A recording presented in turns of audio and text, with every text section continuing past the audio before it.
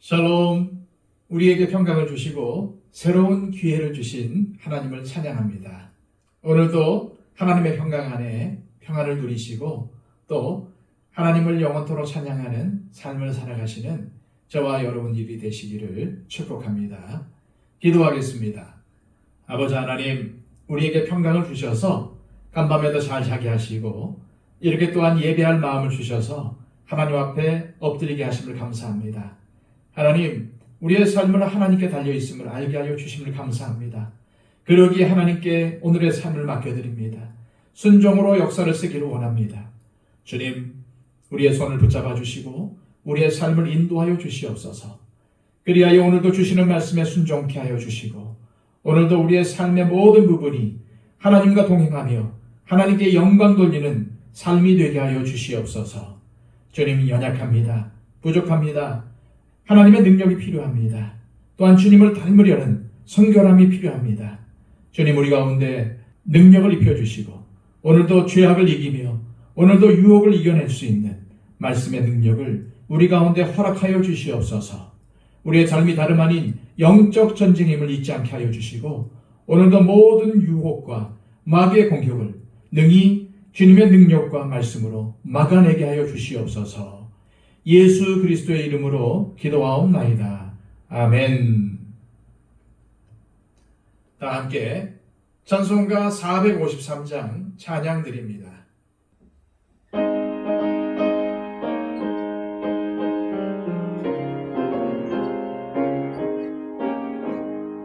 예수도 알기 원하네. 그로 넓은 은혜와 대속해 주신 사랑을 간절히 알기 원하네. 내 평생의 소원, 내 평생의 소원, 대속해 주신 사랑을 간절히 알기 원하네. 성령이 스승되셔서 진리를 가르치시고 거룩한 뜻을 깨달아 예수를 알게 하소서.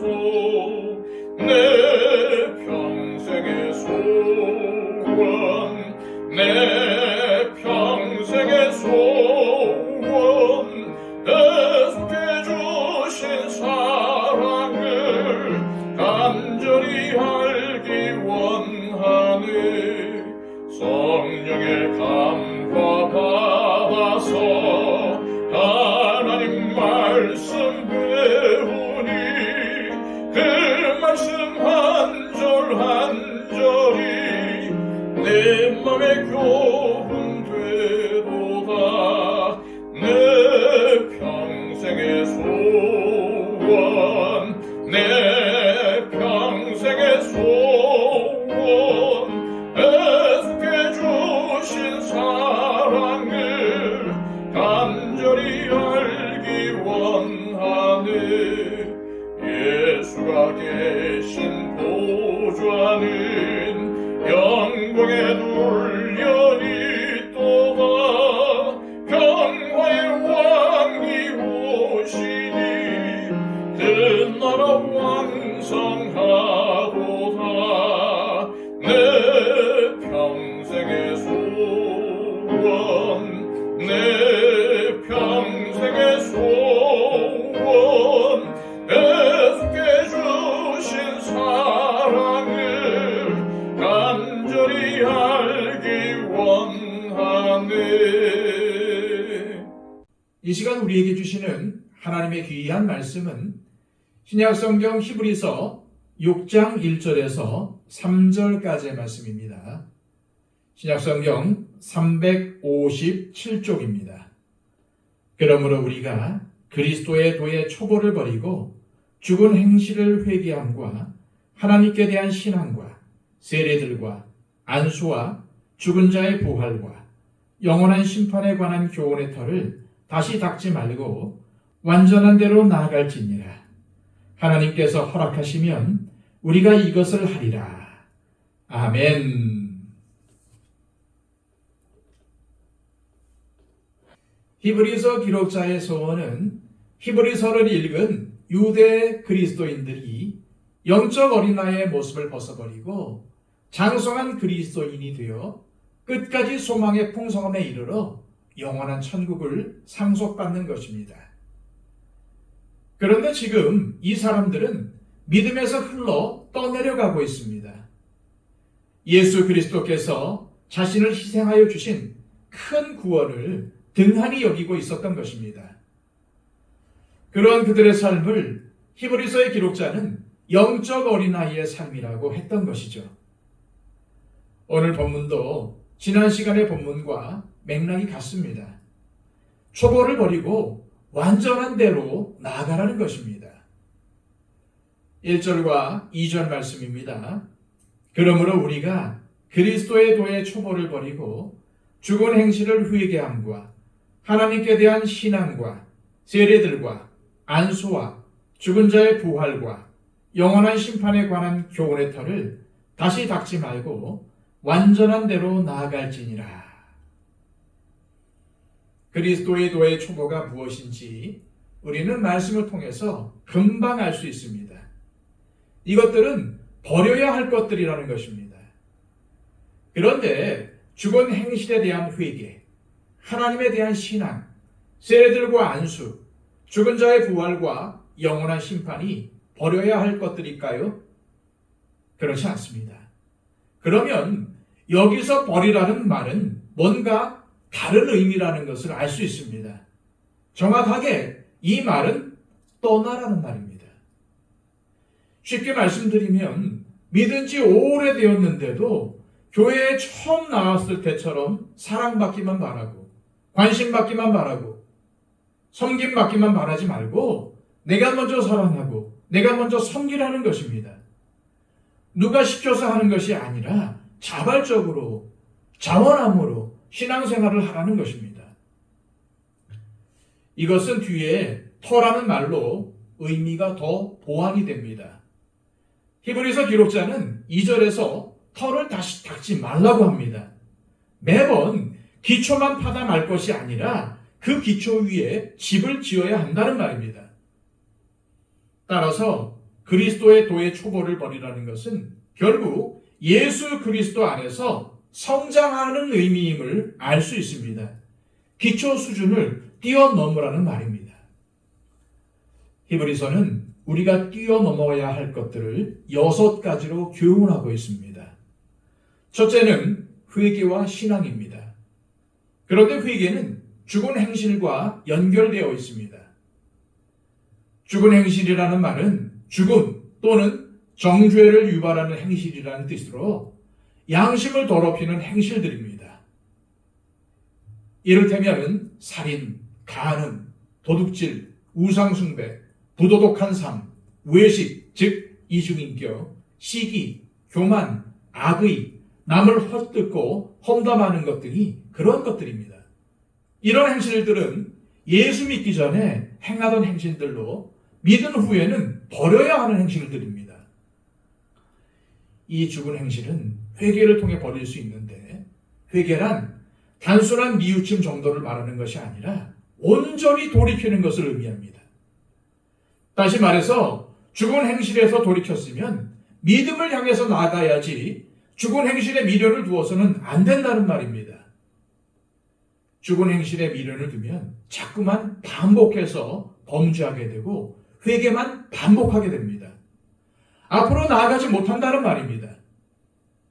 그래서 우리는 죽은 행실에 대한 회개를 뛰어넘어, 즉 죽은 행실을 반복해서 저지르는 어리석음을 뛰어넘어 더 자라가야 합니다. 진정한 회개란 확실히 돌아서는 것입니다. 그리고 믿음으로 나아가는 것입니다. 그런데 믿음에도 급수가 있습니다. 예수 그리스도를 구주와 주님으로 믿는 초보적인 믿음에서 하나님의 말씀을 삶에 결부시키고 순종의 열매를 맺는 장성한 믿음이 되어야 한다는 것입니다. 둘째는 세례들과 안수입니다. 이 둘은 공동체 의식과 관계가 있습니다. 원래 세례는 개개인이 받는 것입니다. 그런데 여기는 왜 세례들이라고 했을까요? 학자들은 여기에 대해 다양한 해석을 하지만 제가 생각하기에는 단순히 교회 공동체에서 행해지는 수많은 세례들을 지칭하는 말로 들립니다.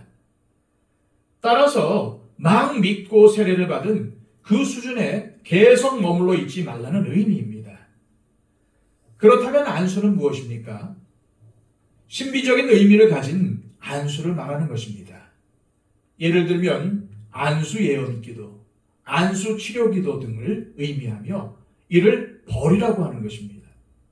다시 말해서 기적을 바라고 요행을 바라는 신앙에서 자라 하나님의 말씀을 삶에 결부시키며 그 말씀에 순종하는 성숙한 신앙으로 자라가라는 말입니다. 세 번째는 부활과 심판입니다. 이 둘은 부활신앙과 종말신앙을 의미합니다. 예수님의 부활은 잠자는 자들의 첫 열매가 되었습니다. 그래서 우리는 부활의 몸을 입게 될 것을 믿습니다. 또한 사람이 한 번 죽는 것은 정하신 것이요, 그 이후에는 심판이 있습니다. 그 심판은 알곡과 가라지를 골라내는 심판이기도 합니다. 그런데 이러한 부활신앙과 종말신앙을 가지지 못한 영적 어린아이들은 이 땅에서 누리는 만족과 쾌락을 더 큰 것으로 여겨 현실에 집착하고 이 땅에서 얻는 영광과 재물에 치중하게 될 것입니다. 지금까지 히브리서 기록자가 밝힌 6가지는 크게 구원, 교회, 부활과 종말에 관한 것입니다. 그런데 이것이 뭐라는 것입니까? 그리스도의 도의 초보, 즉 기초라는 말입니다. 여기서부터 신앙생활을 시작해야 하는 가장 기초가 되는 부분이라는 말입니다. 그래서 우리는 이 기초에만 머물러서는 안 되고 완전한 데로 나가야 합니다. 여기서 완전한 데는 믿음에 있어 장성한 자가 된다는 말과 같은 것입니다. 신앙이 점점 성장하고 성숙해져야 한다는 말입니다. 신앙의 장성함, 즉 성장은 신학 지식이 자라는 것이 아닙니다. 성경 구절을 많이 암송하는 것도 아닙니다. 성경 공부 과정을 마치는 것도 아니고 40일 금식 기도하는 것도 아닙니다. 우리가 궁극적으로 해야 할 일은 그것들을 녹여서 우리의 삶으로 나타내는 것입니다. 바로 이것이 완전한 대로 나가는 성도의 삶입니다. 우리의 삶이 변하지 않는다면 유창한 신학 지식이 무슨 소용이며 우리의 삶이 변하지 않는다면 40일 금식 기도가 무슨 소용이 있겠습니까? 우리의 삶이 변하지 않는다면 성경 통독을 100번 1000번 해도 무슨 소용이 있겠습니까? 삶이 변하지 않는다면 방언이 무슨 소용이며 은사가 무슨 의미가 있겠습니까? 그리스도인이란 사람이 변하는 것입니다. 주님을 닮은 인격과 삶으로 변하는 것이 진정한 그리스도인이요, 이것이 바로 성장이요 성숙입니다.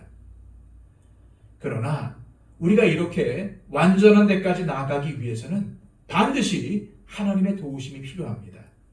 성령님의 도우심이 필요한 것입니다. 3절입니다. 하나님께서 허락하시면 우리가 이것을 하리라. 하나님이 허락하시면 우리는 능히 이것들을 할 수 있습니다. 내 의지와 내 힘만으로 우리는 이 땅에서 장성한 자로 살아갈 수 없습니다. 완전한 데까지 나아갈 수가 없습니다. 우리는 하나님의 도우심으로 믿음 생활의 초보를 뛰어넘어야 합니다. 이것은 너무나도 중요한 일입니다. 우리의 심령 속에 은혜의 강물이 흘러넘치게 하고 사랑이 폭포가 되어 흐르도록 해야 합니다. 또한 성령님의 능력으로 들은 말씀들이 삶이 되어 나타나야 합니다. 사랑하고 섬기는 일에, 나누고 베푸는 일에 우리의 인생을 사용해야 합니다. 완전한 데까지 계속해서 자라가야 한다는 것입니다. 이 시간 기도하실 때 하나님 아버지, 우리의 삶은 계속 진행되고 있는데 우리의 믿음은 진행하지 못하고 정체되어 있거나 혹은 퇴보하고 있는 것은 아닌지 매우 걱정이 됩니다. 이제는 영적 어린아이의 행실을 벗어나게 하시고 우리의 심령 가운데 은혜의 강물이 흘러넘쳐 먼저 사랑하게 하시고 용서하게 하시고 섬기게 하시고 나누고 베풀게 하셔서 하나님의 사랑과 이웃사랑이 내 삶에 넘쳐나게 하옵소서. 그리스도를 닮는 완전한 데까지 계속해서 자라나게 하옵소서. 기도하시기를 바랍니다. 111 기도를 통해서 우리의 중보가 필요한 분들을 위해서 기도해 주시기를 바랍니다. 우리 이복진 권사님의 회복을 위해서 간절히 기도해 주시기를 바랍니다. 다 함께 기도하겠습니다.